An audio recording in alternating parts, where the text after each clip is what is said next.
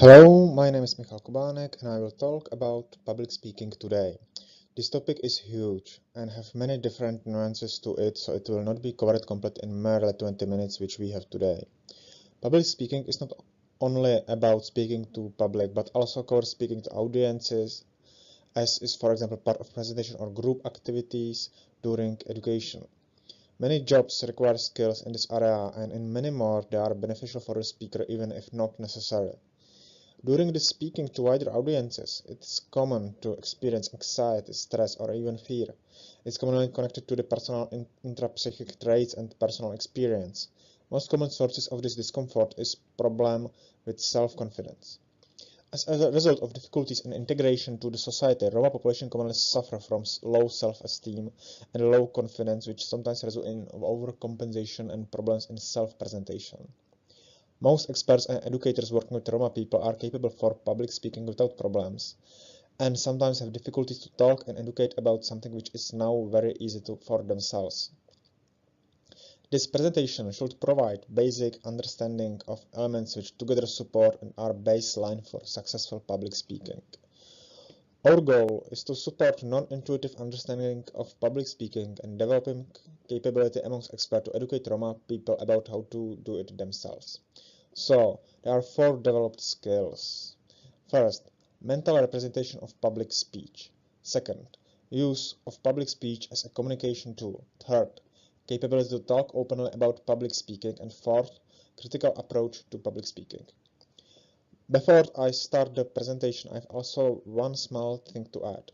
The presentation will be a mix of the form, how it could be presented to the target group, and how work with the target group. So how we can start? Maybe with some joke for the start, like, hello, I am supposed to have presentation for you about public speaking, so I want to ask you, how should I start? Anybody knows? This could be said as the first thing. Now we can leave the audience to their rising anxiety and doubt. If in few minutes nobody start to advise what should be part of the presentation, we can ask directly someone who is looking like he should be able to provide answer. Then do what it is he advising. Example, anybody knows? And participant answer, you should introduce yourself. And lector, my name is Michal Kubánek, for example, and what should I say next? Using this method, lector should be able to work with the group till he say everything which needed to be said and as introduction. If the participants are not able or willing to say every important part, lector will also participate in form of a question. Like, maybe I should say something more about me than just the name, right? When the participants of the workshop reach conclusion that there should be some list of content, we can go to the next page. So here is the list of content of the presentation. I am lucky that it is here, but what it means? What is it for? What do you expect from this presentation based on this content? What more there should be? And now we have opportunity to talk about how list of content should look like and what it is for. We should mention that the presentations are given in different contexts and it's possible that someone in the room is in the wrong room if it's public presentation, for example. Some people will leave when they will see what about the presentation should be about. That every point in the content should be commented by the presenter and not just here to be read by participants. Also mention that this is the best time for questions as the presenter is already introduced and the topic is introduced. People will have questions. Also, it's very important to mention if and when will be another time for question and how to ask them. This is strongly dependent about personal style of the presenter, as some people prefer question during the presentation and some find it disturbing. As we approach the slide of setting the goal of public speaking, we need to start talking about points. So with this slide, with this fourth slide, we can start asking participants, for example, something like that. So here is written what audience want to hear. So what do you want to hear? And in this point, we need to focus about what they want to hear and what is realistic to hear. Also, what would be willing to say in my place as the public speaker? We can ask about what I am speaking, what I want to say, teach or explain. We could let the participants to guess, or we can say it directly. It's up to us. Who I am speaking to? Who are you? And this is also again question for publics, for the participants.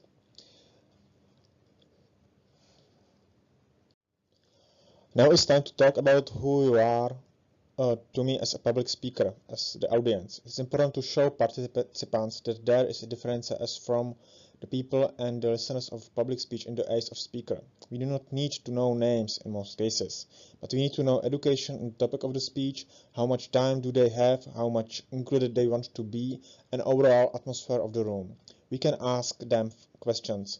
Why I am speaking? Why not someone else? Who else you want to talk about this topic? Who do not want to talk about it? And this is another opportunity to let the participants talk about the topic themselves.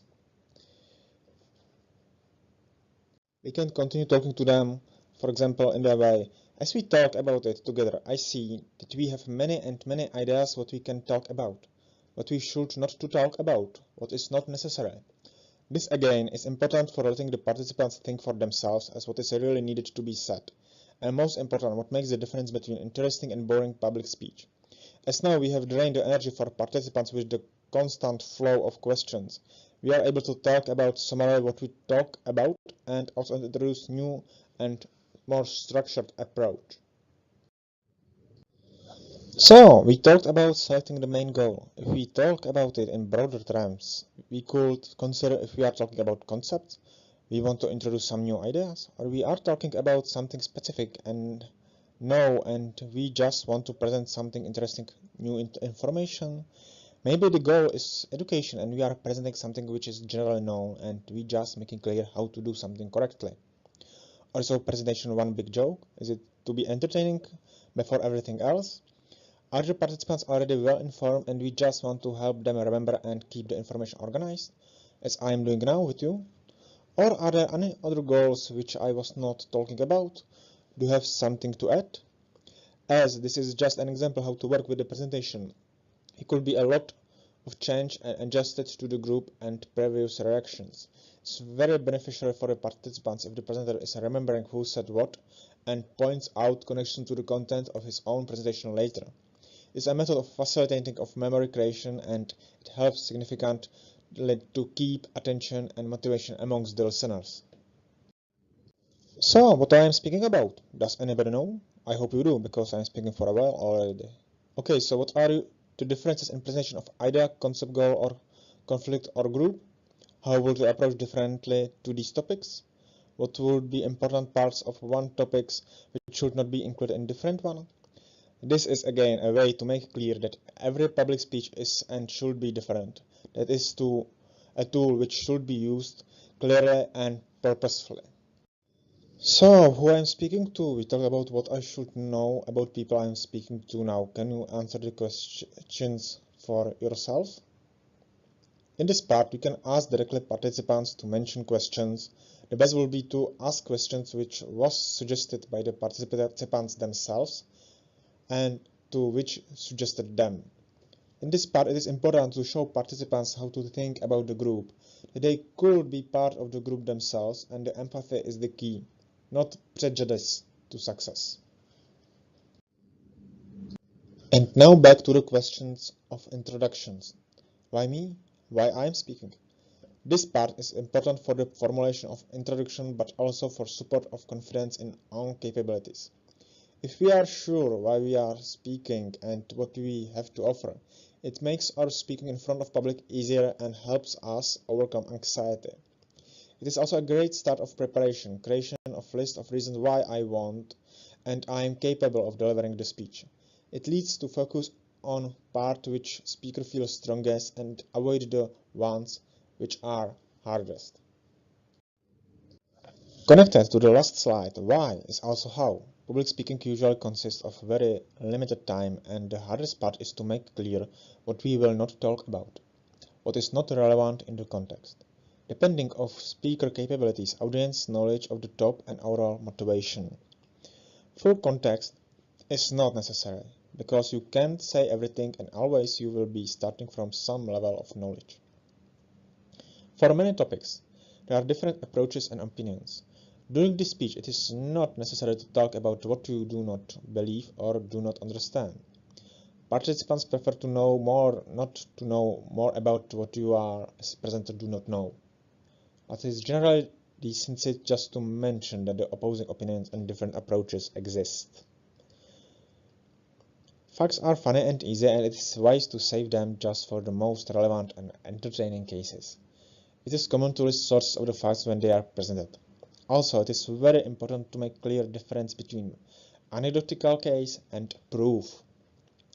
Very common mistake is to include many irrelevant, easy to find and not interesting facts and pollute presentation with them. And connected to the presentation failures are list. It is not as it has no place in the presentation, but is highly connected to the purpose of the public speech. It can be provided in the materials associated with the speech, and it is not necessary to name the whole list and read it all. Now, we are halfway through the presentation and we can talk more about the structure of the public speech. Introduction we already done, and after that we set the goal and the topic. Now we are in the main content and we are going to the conclusion and questions for listeners. What do you think there should be? What is missing? Or do you think that the previous chapter which we done were done satisfactorily? Now it is time to feedback and overall acceptance of the topic and presenter style. We are now in the half of the presentation and we can change our approach to accommodate it for the participants. Hopefully at this point, thanks to the focus on them from the public speaker, they are active in listening and interaction. If at this point they are not active, something is not okay. The participants want to hear something else. Either more focused on the basics or on the contrary, they are more familiar with the topic than we was expecting. If they are cooperating at this point, it is time to open the topic and ask them directly. Preferably target the questions and the most active in the group. If everything goes smoothly at this moment, we can approach to the next slide. So, what are rhetorical questions and what are their purpose in public speech? If I just have an example of some kind, maybe I should ask you. Every question creates anticipation of answer and anticipation creates attention. If we ask questions and do not answer right away, we can work with it. But carefully, if you do not answer the question in time, the attention lowers again, and second time the question will have a lesser effect. As public speaker, we need to work with the anticipation during the whole speech, as it is a significant part of communication. If we do not mention something crucial, people will soon focus their attention to the unspoken and will think about it. This strategy has problems of diversion from the topic till is the not mentioned tackled, but it helps overcome prejudice from audience and leads to reevaluation of the speaker in the minds of audience. Also, presenting the problem or something not generally known creates interest. It is connected to start with conclusion and slowly during the presentation lead the audience among the thought train to it. Can you identify some of the techniques which I used during this presentation? Do you think that it works on you? Will it make it easier for you to keep attention? Anxiety is part of public speaking for most people. For some it is easier and for some it is more difficult, but everybody needs practice and nobody is born with it. There are overall some tips how to prepare for the speech to lower the stress from it and make it overcoming anxiety easier. Preparation is the most important. If we are able to train our speech and we are comfortable in our ability to deliver it, anxiety is significantly lower. Part of it is also focus on why I am speaking, as we talked about it before. If it is not enough, there are relaxation methods and tricks which lower the anxiety. One of the basic one is to train the speech in the clothing which will be used during the speech, and if possible even all other variables made the same as during the speech. Same room, same time, and go on in this fashion. For relaxation, it is wise to focus on the ground below feet. Focus on feeling solid ground and combine it with slow and deep breathing. It allows body to calm down. There are many tips and tricks online available, and as every person is different tricks help for everybody. For remembering the speech is very useful PowerPoint presentation with points. If you want something more reliable, you can choose to prepare the text in shortened sentences and points in separate presentation which you will print for yourself as a safety net for the case of forgetting something. Usually it in itself helps be less stressed and the need for it is lower than without it. For some, little cards with helps. But as for my experience, letter cards are easily mixed and the result is obvious. Preparation for speech should be divided for the learning of short and long version. Both are useful, and both can be mixed depending on the available time. Also, short version can be used for creation of clues as mentioned before. Capability for improvisation is also very important. If the speaker is not able to react to the thing happening around him and is not able to make little changes to the speech as it goes, it can more easily lead to the getting stuck and forgetting what was supposed to say. Luckily, it can be easily trained. One of the best methods is to try to speak in front of mirror about topics which speaker do not know much for 10 minutes. This experience helps to approach the topics from different angles and prepare speaker to react unexpected. For the training of speech, it is basic tool mirror, but thanks to the modern technology, most people have available camera and microphone which can give them most honest feedback. But most important practice, trying and learning again and again. As I talked about relaxation methods, let's try breathing. Breath in, breath out. Slowly. One cannot be very nervous if he is breathing calmly. Also, it is very useful to make clear if you are able to talk and walk.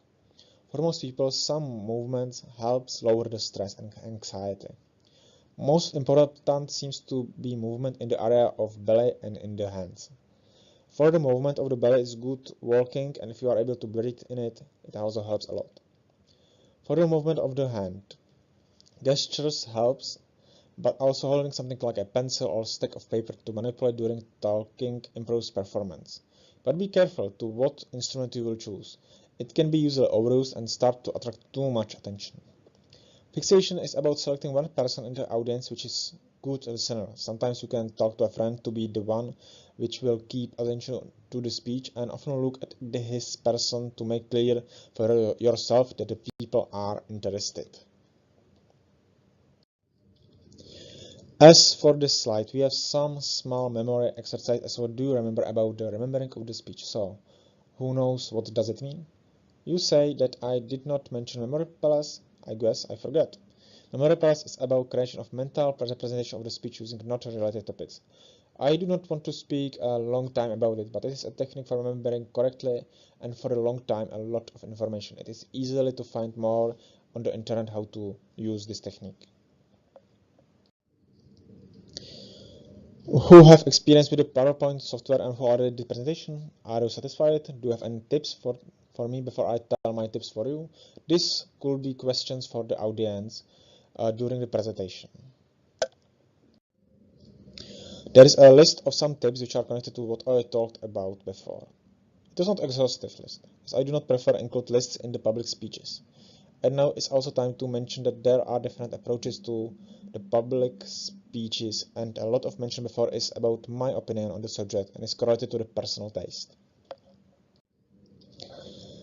So, I now ask you about your personal taste and opinion on the subject, or did I did something which is against my own recommendation? Did you heard what you wanted, or it was confusing and not clear what about I will be speaking? This is against questions which we're gonna use during the teaching of people how to do public speech. And now time for questions and one obligatory joke for the end, because I want my presentation to be at least a little bit funny. Thank you for your attention.